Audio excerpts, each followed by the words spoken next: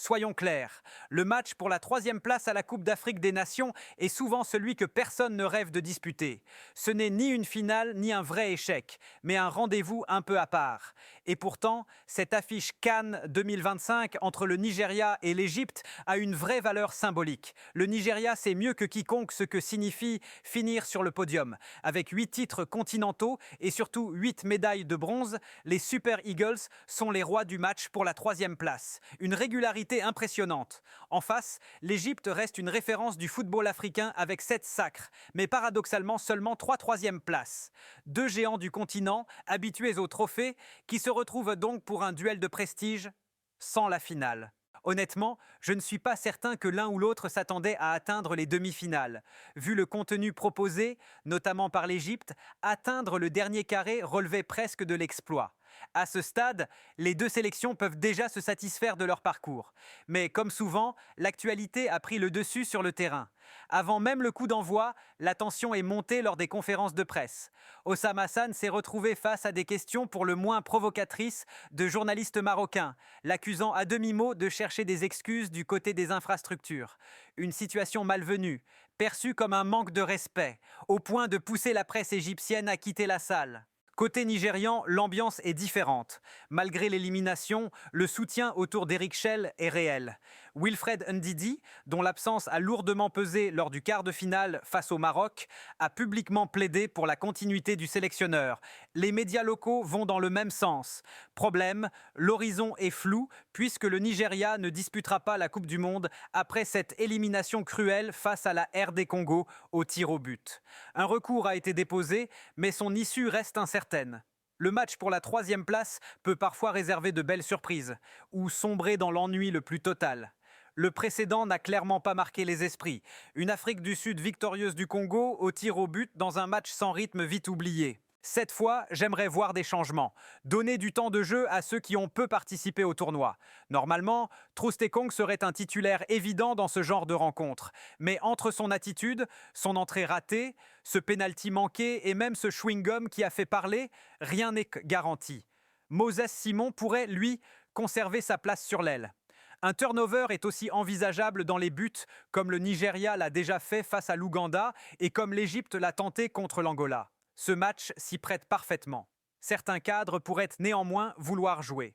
Salah, Lookman ou encore Osimhen peuvent toujours viser le soulier d'or avec 1 ou 2 buts. Reste la question de la condition physique d'Osimhen, sorti sur blessure, et le rendement très moyen de Lookman face au Maroc. Quant à Salah, tout dépendra de l'approche tactique égyptienne. Si l'Égypte persiste dans ce football ultra défensif, presque caricatural, les occasions seront rares. J'ai encore du mal à digérer la demi-finale tant l'attitude était prudente. Certes, ce style les a menés loin dans la compétition, mais pour un match de classement, l'Égypte devrait enfin jouer libérée, sans calcul. Ce match pourrait aussi être l'occasion de redistribuer les cartes. Donner du temps de jeu à ceux qui ont été moins utilisés tout au long du tournoi.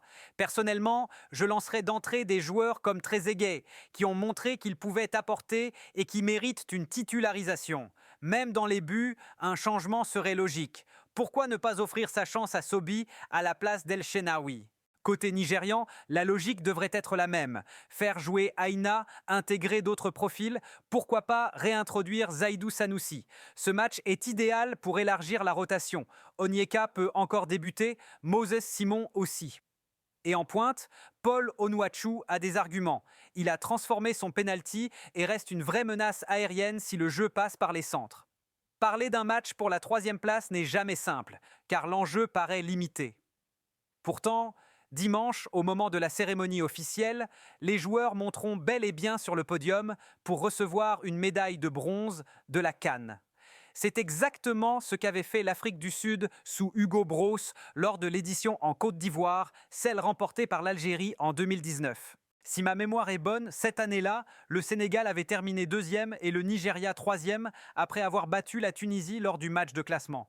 Ce serait d'ailleurs la dernière fois que les Super Eagles ont décroché une place sur le podium, puisqu'ensuite ils se sont inclinés contre la Tunisie lors d'une CAN récente, avant de perdre une finale et repartir avec l'argent.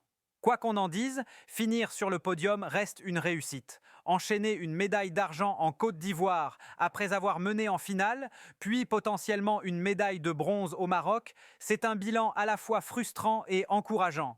Frustrant parce que le titre échappe encore, mais encourageant parce que le Nigeria reste constant, compétitif et ne tombe qu'aux mains du futur champion.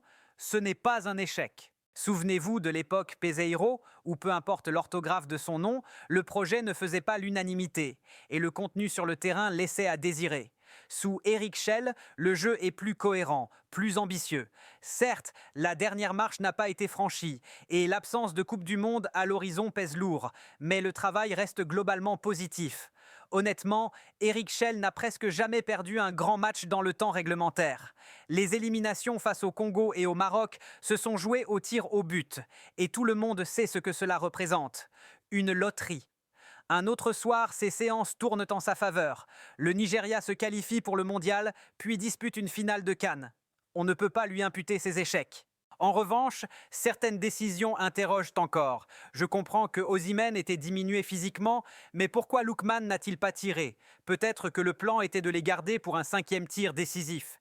Mais envoyer sitôt des défenseurs comme Semi Ajayi ou Bright reste discutable. Bright a fait un très bon tournoi, jeu de mots assumé. Mais dans un moment aussi crucial, ce n'est pas aux défenseurs de porter ce poids. Pour ce match, ce que j'attends avant tout, c'est du spectacle. J'ai envie de voir une rencontre débridée, avec des occasions, des buts et surtout des équipes qui jouent le libéré. Ce match doit être tout l'inverse des demi-finales, qui ont été crispées, fermées, presque craintives. On a senti deux équipes tétanisées par l'enjeu, incapables de vraiment se projeter vers l'avant, chacune ayant peur de faire le premier pas. Cette fois, la pression doit disparaître. Il n'y a plus de titre à aller chercher, mais il y a tout de même une médaille de bronze en jeu, un podium continental. J'aimerais voir deux sélections qui assument, qui attaquent sans calcul, qui se battent avec fierté et qui cherchent à conclure ce tournoi sur une note positive. Un match sans retenue, avec des buts, voilà ce que j'espère. L'Égypte, même lorsqu'elle subit, reste toujours dangereuse. On l'a vu face à la Côte d'Ivoire. Même en bloc bas, elle est capable de marquer sur une transition rapide ou un ballon long bien exploité. Ce jeu direct est inscrit dans leur ADN, et ce ne sera pas forcément Salah ou Marmouche qui en profitera. J'aimerais vraiment voir Mostafa avoir davantage de responsabilités, servir de point d'appui et peser sur la défense adverse. L'Égypte cherchera encore ce type de schéma, même si, soyons honnêtes, je m'attends malgré tout à les voir défendre assez bas une nouvelle fois. Il ne faut pas oublier que ces deux équipes se sont déjà affrontées juste avant le début de la CAN lors d'un match disputé en Égypte. Les Pharaons s'étaient imposés 2-1. Certes, les deux sélections étaient privées de plusieurs cadres, mais qui aurait imaginé qu'un mois plus tard, ce même duel servirait à attribuer la médaille de bronze de la Coupe d'Afrique des Nations. Le football a parfois ce sens de l'ironie. La question de l'arbitrage fait aussi parler. Des rumeurs évoquent la désignation d'un arbitre marocain avec une assistance vidéo algérienne. Ce n'est pas un sujet brûlant car on reste sur un match de classement, mais cela soulève tout de même un débat intéressant. Si la CAF opte pour un arbitre nord-africain, il faudrait une certaine cohérence. Soit on assume ce choix à chaque étape, soit on l'évite systématiquement. Personnellement, je serais surpris de voir un arbitre marocain diriger un match impliquant l'Égypte. Mais le fait que ce soit une rencontre pour la 3e place rend ce scénario plus acceptable. Même chose pour la VAR. Si des Algériens ou des Tunisiens sont désignés, ce ne sera pas dramatique dans ce contexte précis. En revanche, la finale bénéficiera forcément d'un encadrement beaucoup plus strict.